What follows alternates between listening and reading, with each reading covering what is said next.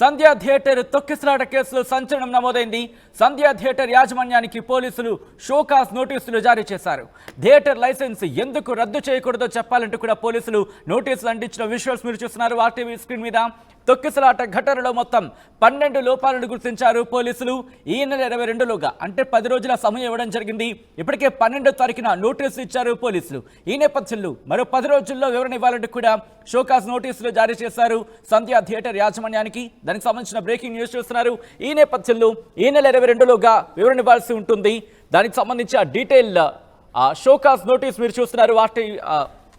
Show cause notice మీరు చూడడం జరుగుతోంది ఆర్టీవీ స్క్రీన్ మీద ఎక్స్క్లూజివ్గా.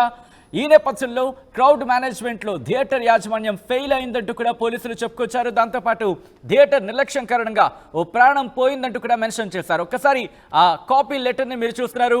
మరో ప్రాణం హాస్పిటల్లో కొట్టుమిట్టాడుతుందంటూ కూడా దాంట్లో వాళ్ళు చెప్పుకురావడం ప్రస్తుతం సంచలనంగా మారింది.